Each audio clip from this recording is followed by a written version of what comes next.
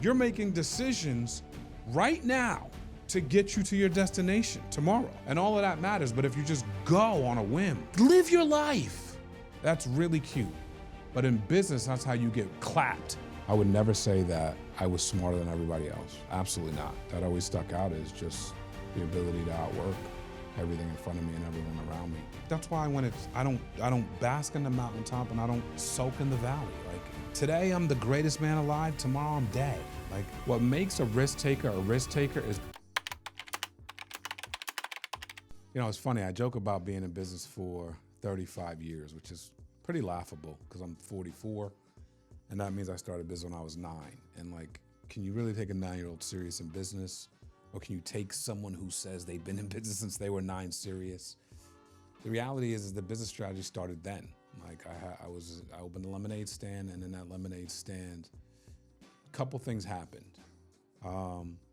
Number one was, how was I gonna make the lemonade? So we came up with Country Time powder, got the thing, the powder size quart, whatever, and I started with that. I come back in from that day, that first day of sales, and my father asked me, well, how much did you make? And I said, I made $10. And he said, well, how much did the lemonade cost? I said, the lemonade cost $4. He said, well, you didn't make $10, you made $6. And so right then and there, strategy gears are starting to take place, right? And so there's perspective in that. The second part of the strategy was like optimizing this little stand outside of my house. And I started to like think, hey, I can make cookies and sell the cookies. Lemonade would be 25 cents. The cookies could be 50 cents. I could put 2 cookies in a plastic bag. And now I'm making more money at the stand.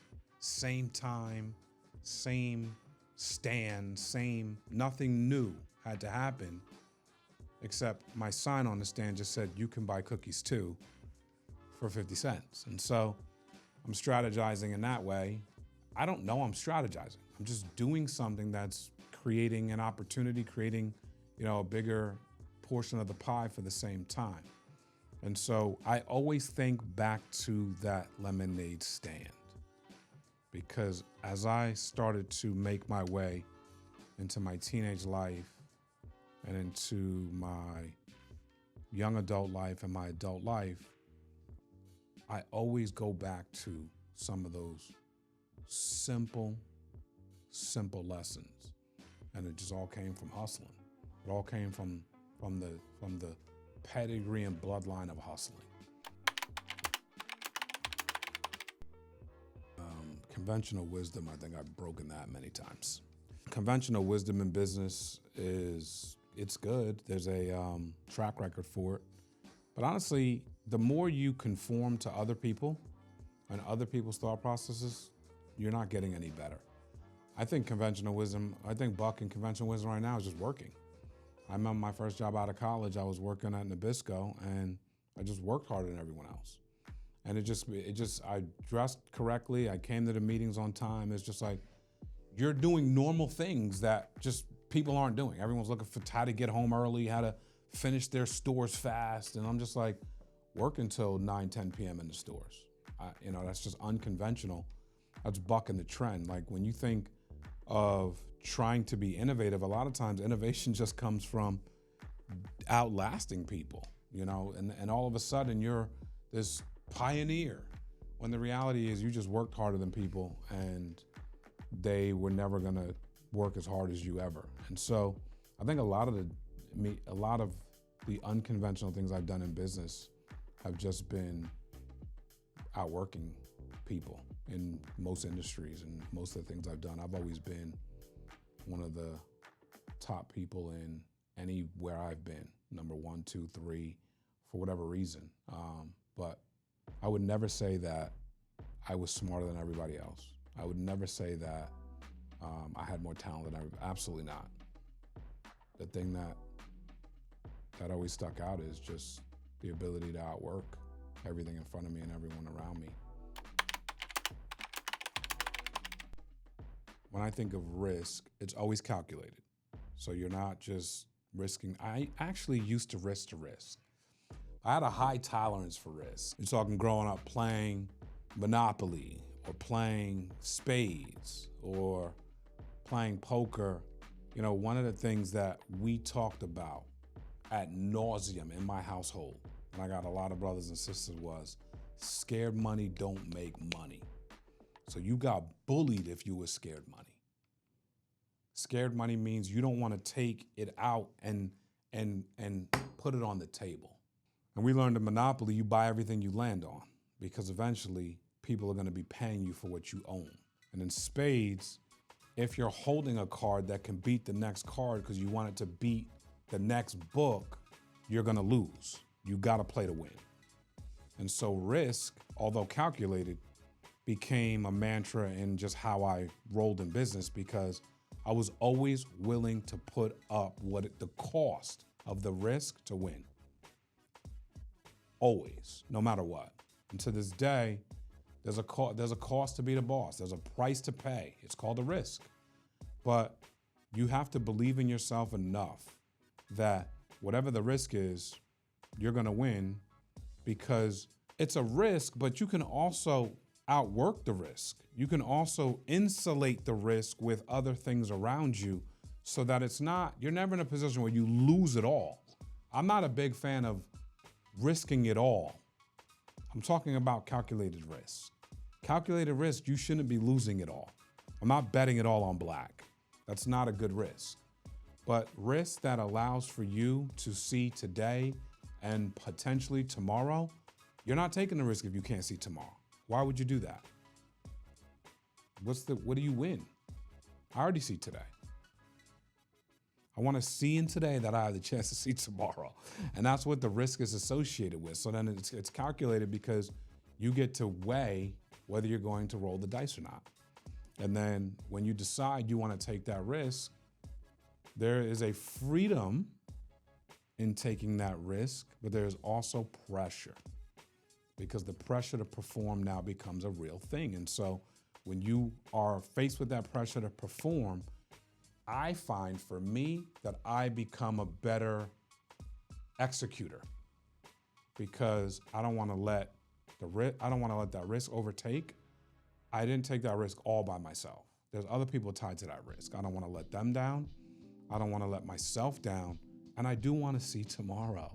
And so in this idea of seeing tomorrow, we got to outwork it. We didn't come this far to come this far. And so whatever the next risk was, or the next gamble, or the next, thing we had to have, we'd go after it with vigor, because again, it represents a better tomorrow.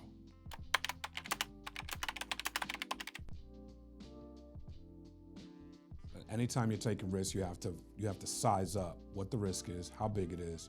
Some stuff, like if I've got 3 risks I need to take, and one is just super massive, but it could take us into the next stratosphere.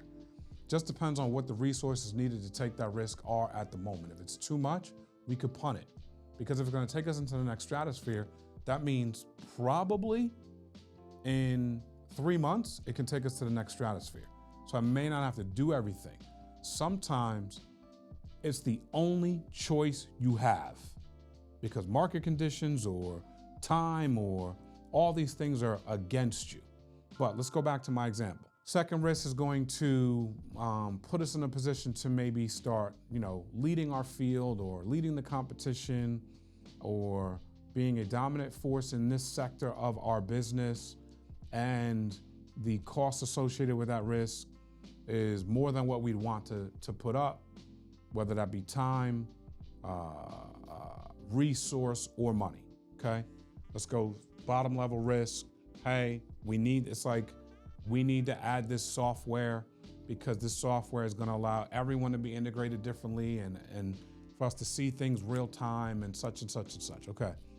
This risk is gonna cost us money, and we have to move away from the thing we've been doing. So there's opportunity cost and the fact that we have to learn something new, and all these people have to be on board with it. We probably need someone to spearhead, and we have to take time to learn this and integrate it into our business. When I look at these 3 levels of risk, right, I just got to figure out what exactly I'm trying to accomplish in that moment and what I'm trying to accomplish in the future. So when I'm sizing up these risks and I'm looking at the pros and cons, I always will look at pros and cons of risk, right? That's what makes them calculated. Then I'm looking at, okay, what do the pros say? How many pros do I have? How many cons do I have? When I start to weigh that, I'm going to look at, there's going to be, my gut is usually right. My gut is usually right. Why? And your gut's probably usually right too, but your gut aligns with your heart and mind. That's why your gut is probably usually right. You feel something, you have to wash it through heart and mind. You can't just wash it through gut because it could be off. But if it's stemming from this, it's probably right. And so when you're weighing it and you're looking at it, you're looking at, why would I make this decision right now? Why would I make this decision tomorrow? Why would I make this decision in the future? Your gut and your instincts are going to be the indicator on why. You usually never have an endless amount of pool of money that's just going to dole out into risk. We have a risk department and we're just doling out money into the risk fund. That doesn't work like that. Everything, all the capital you have, all the resources you have, all the intelligence you have, the people that you have, you've got to weigh everything all at once and see, if we do this, is this the best move for us today and tomorrow? And so instinct-wise, you got to look at today and tomorrow. It doesn't have to be 10 years from now. It needs to be today and your recent tomorrow. And it needs to make sense for the business to have sustainability. Not everything is about money, but a lot of it is. And if it's not about money and it's about foundation or culture or legs or just having more, of a presence somewhere, having more of a footprint somewhere. Yeah, you have to put resource. If you want a footprint, resources have to go where the footprint goes. That's a risk. But you have to figure out what is needed for the business at that time.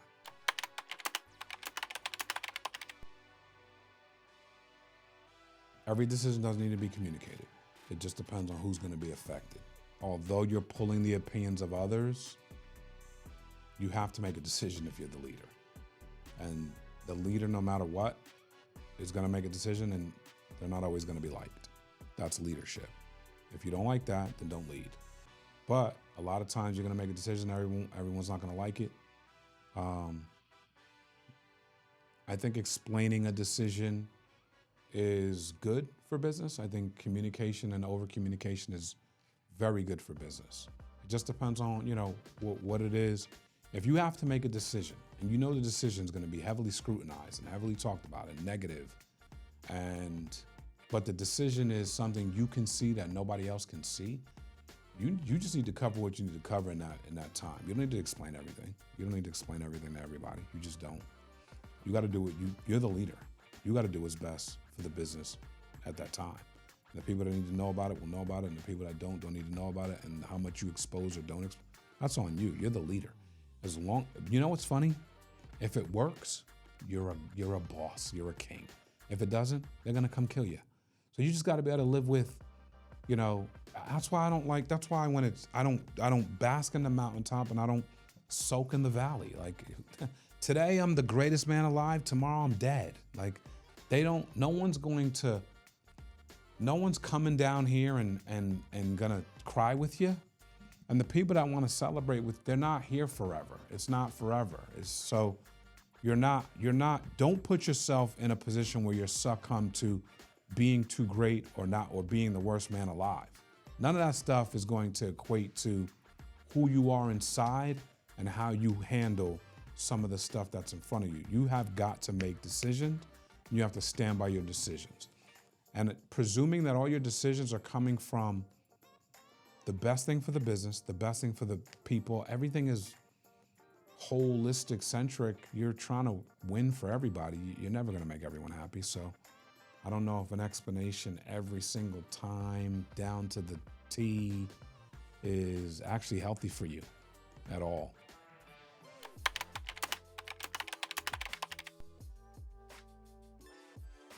Plenty. I have plenty of moments that I had to make a decision and maybe I was second-guessed in making that decision, or I even second-guessed myself in making that decision. But here's the cool thing about a decision.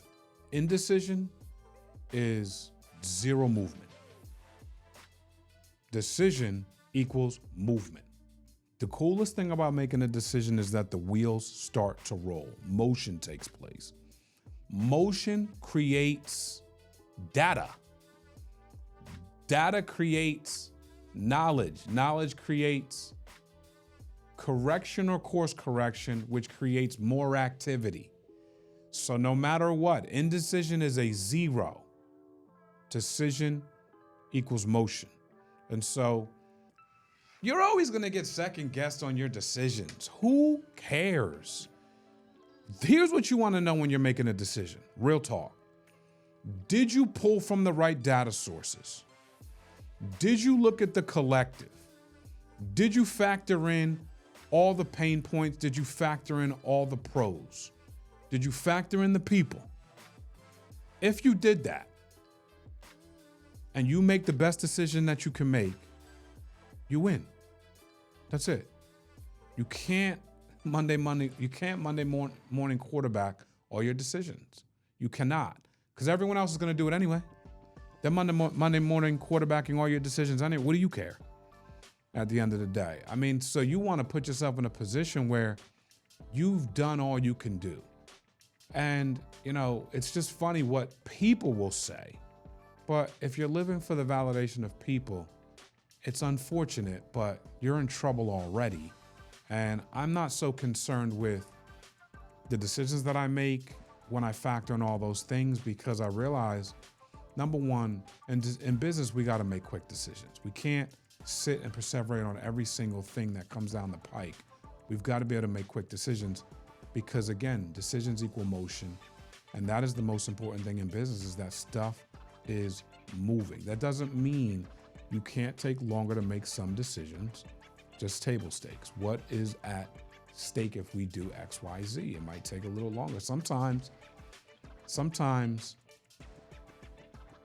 although making fast decisions is really important in business, sometimes indecision is good. It just depends on how high the stakes are. And there's times where I sat on something and just because I didn't have anything to say about it, or I didn't have anywhere to go with it, and it just gave it time to incubate, but it had time to incubate. Make sense? Not everything has time to incubate. Not everything needs time to incubate. You've got to start categorizing and slotting what decision-making looks like for you.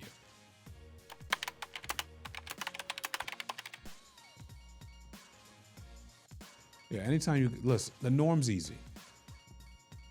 If you're going in the flow of the norm, it's easy. It's like the saying, if everyone is investing in stock, whatever, in whatever stock, it's too late. And then the other saying behind that is once the stock hits the Wall Street Journal, you should be selling. Because at that point, if it's a mainstream thing, it's no longer yours. It's everyone else's. There are times in business where going with everything makes sense. It makes sense. Like we're in insurance, you know, there was a time in business post-COVID where going towards the direction of telesales just made sense. Digitalizing the business to get more in line with where leads were going. Leads were going from zip. You used to be able to get leads by zip code and by county. If I were talking to a lead vendor today and was talking about zip code and county, they would laugh at me as though I was living in the Stone Age. And the Stone Age was 5 years ago, quote unquote. Now you get leads by state and by region or the country, right? And that's because of digitalization. The fact that, hey, I can have a license in 50 states. I can sell life insurance in 50 states. I have the ability to reach clients in any state. What would make me not want leads in every state? So all the lead vendors and all the lead partners became digitalized to sell in 50 states. And if you weren't buying leads, if you wouldn't take 10 states, 15 states, it makes it hard to do business with you because everyone else is doing that. That is the flow of where everything is going. It does make sense for you to align. Just like when TVs became flat screens. I remember walking into PC Richards and they had these flat screens but they still had the big box on the back, but they were flat. And they used to be like spheres, round. And the guy was telling me, listen, these other TVs are gonna be extinct soon. You wanna buy this. I'm thinking, okay. It was more expensive, you know? And that flat screen became a flat screen, like no round back. I still got the round back. They're innovating. The Flow of Stream is saying, we're going this way. And then it became a flat screen. Then it became smart. You got a TV that's smart. Okay, what are you gonna buy? Just the flat screen? Or are you gonna buy the smart TV? Well, the flow of consciousness is going this way. Let's get in line, let's roll. But just remember, as the TVs were getting flat and smart, someone was innovating. As the flow of everyone else, as it hit the Wall Street Journal, we were buying it flat and smart, but someone was behind the scenes innovating flat and smart. You got to figure out where you are in that stream of consciousness. Are you always flowing with everyone else, or are you innovating and creating what everyone else is going to? And so in business, I find myself in both at times, but it just depends on what's happening. You can't deny AI right now. You'd be a fool to go, this isn't gonna work, or this isn't working. They're already making robots, bruh. So let's not act like this isn't happening. Oh, it's definitely happening. If you're not, it's happened. It's fast, but it's happened. And so you can't say this isn't where business is going. It's not even the Wall Street Journal anymore. This is like in a graveyard somewhere. It happened. And so now you got to figure out, where is my business inside of this push towards artificial intelligence? Where's my business? That's how you can still innovate. You can still innovate inside of that. So whether you're innovating or you're flowing with the stream of consciousness, you still have to live with yourself. You still have to be able to, because people could be wrong about the things they're innovating on, right? And in one publication, you were a futurist and you're coming to do this in society, and the next publication you failed and you're a miserable loser. You gotta believe in yourself. I wouldn't focus so much on doubt and judgment, all those things. I don't know if that's gonna fulfill you in life.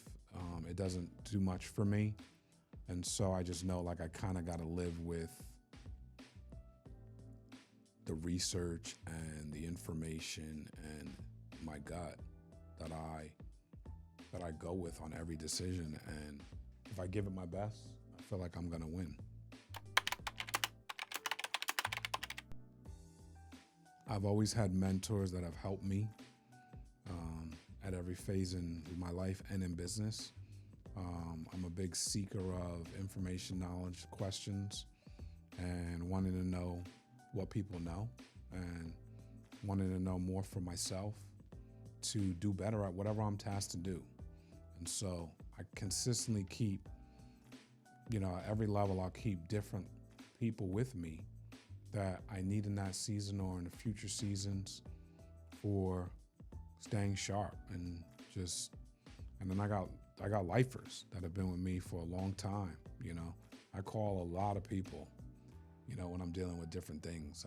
I've got friends in high places and, that have been through a lot of business wars and a lot of social wars, and just have seen a lot and have been at the forefront of change.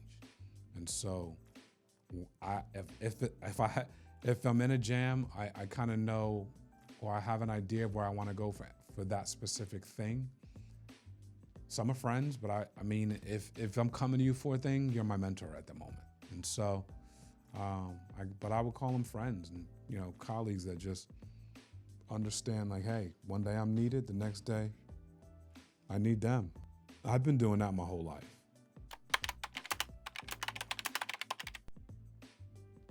Risk-taking versus caution. Both are necessary. I would say when you're thinking about caution, you should always think about both caution and risk taking, but they're kind of one and the same because caution comes before risk taking. You're always going to be full of caution. I think that also the butterflies, the fear, that kind of never goes away. Like never. What makes a risk taker is punching fear in the mouth, square in the face, and doing it anyway. And so you're never going to go anywhere if you don't take risks. Sorry. It's going to be a safe, sound, awesome, super comfortable, cushiony, throw blanket life with coffee and creamer. Congrats. The risk takers are going to at least have the ability to soar to different heights. That doesn't mean their risk will be good risk. It just means that they're willing to take them. I like proceed with caution, but only up to a limit. At some point, you got to snap that rubber band back and go.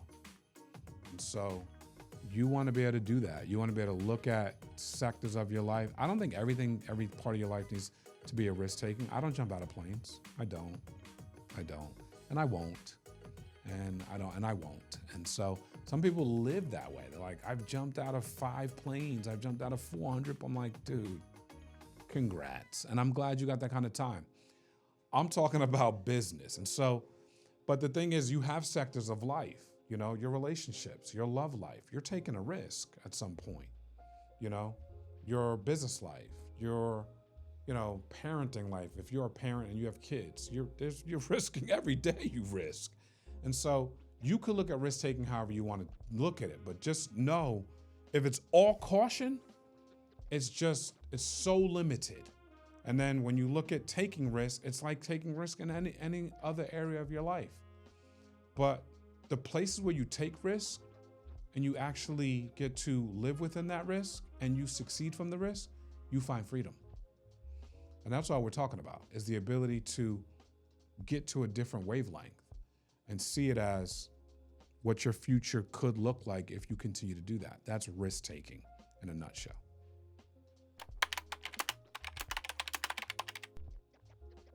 When you think about innovation versus conventional thinking, I think both are necessary. But the innovators win, and they win big. And I mean, if you look at Elon Musk, God bless America. I mean, jeez. But the world needs, Elon, right? And the world needs Steve Jobs. Like, if those guys don't exist, who's peeling back the blinders at that extent? Like, think about Grok. Meta came out with AI. ChatGPT.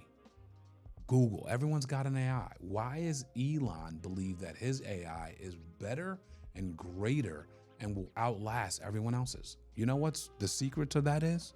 I think everyone else thinks that too, including the guys I just mentioned. They might not admit it, but there's a reason he's the richest man in the world, period.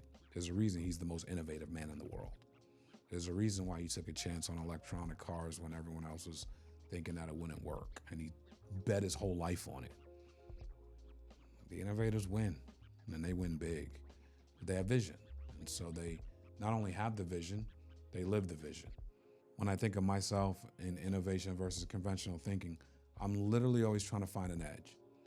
I'm literally trying to always find innovation. Do I think I'm Elon? Absolutely not. But I don't want to stay conventional, because conventional is how you get put in a pine box. You're not going to outlast with conventional thinking. You will have fabrics of your life that are conventional, and you should. Fabrics of your business that are conventional, and you should. But you can't outlast with conventional thinking. You can only outlast with innovation. So you want to be at the forefront of innovation, even if your idea of innovation is partnering with innovators that are they live in it. Doesn't matter. If you can latch your wagon and put your stamp on innovation in your industry, in your field, in your business, in your sector that you're trying to impact in society, you have a mega shot to win. And I would highly encourage that.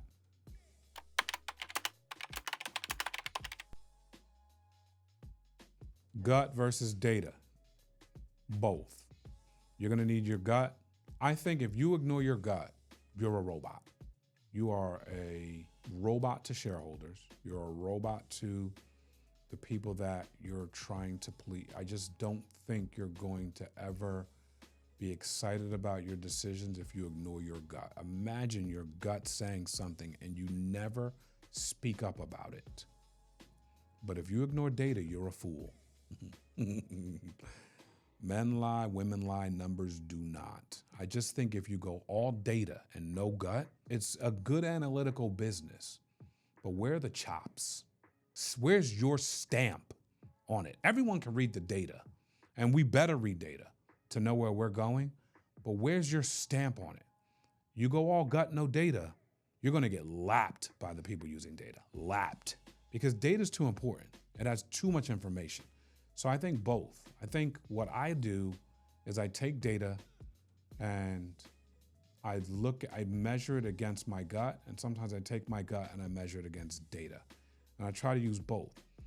The dream scenario for me is taking data and then putting my stamp on the data and swinging the bat in intent to hit a long ball based on what the data is telling me, but based on also what my stamp on the data says. I like to play the long game a lot. I like to play very much for tomorrow as a dreamer, as a doer, as an executor. I'm playing for today.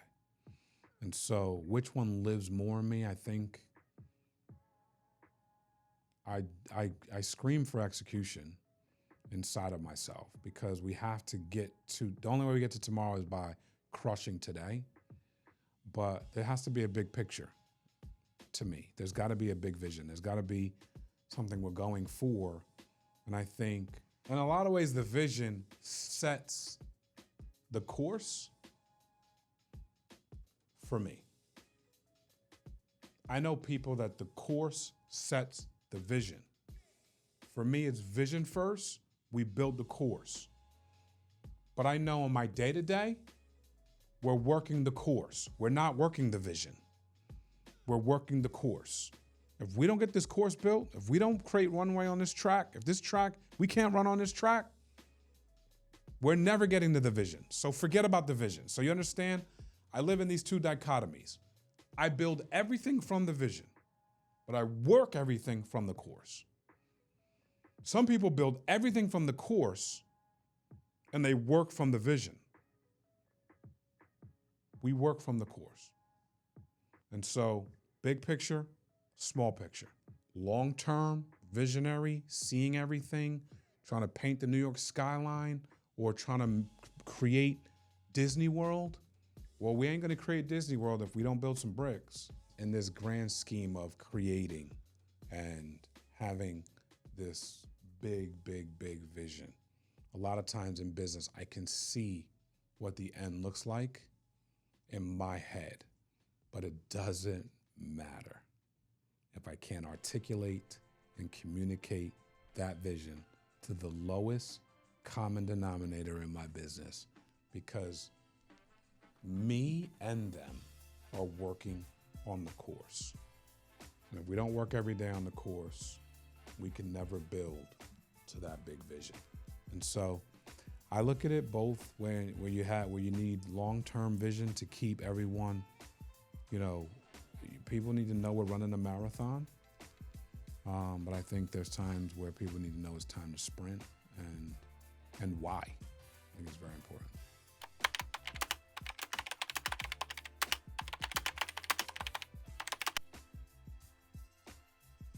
Listen, if you want to be a business leader, you want to grow, you want to shape your sector of society, you want to lead the charge. At the end of the day, you could be building for your family. You could be building for your community. You could be building for your employees. You could be building for generations. It just depends on what you're doing, but risk in business are necessary. Being able to look at this thing as a whole and figure out how to get to the end by working through the phases of your business is very important. when it comes to bucking the trend in business and going against conventional wisdom, those are all the legends.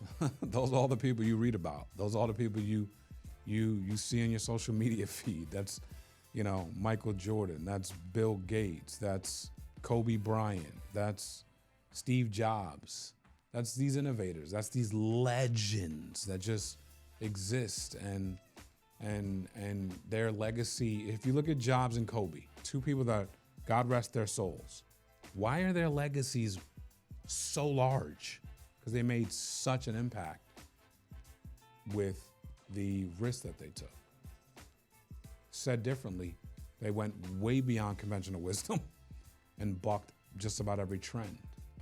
We look at guys that are alive. Again, we could bring back up Elon. We could bring up Zuckerberg. We could bring up Warren Buffett.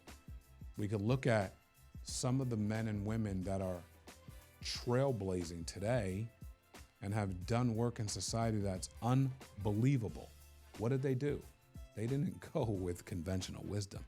They consistently innovated. They consistently denounced regular thought process, regular theology. They consistently looked at things from a prism of complex and simplicity. And they said, what's going to make sense right now for where we are and where we're going? It's never just about where we are. Those are super short-term decisions, and yes, those decisions need to be made, but it's always got to be about where we're going, because the only way to get to where you're going is to make decisions from where you are to where you're going. It's like traveling.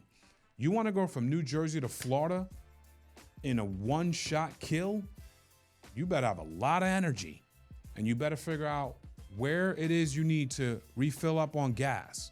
But if you strategize it and you go, all right, this is an 18 to 20 something hour drive. We're going to take 2 rests. We're going to sleep over here. I'm going to need to fill this tank up 3 times.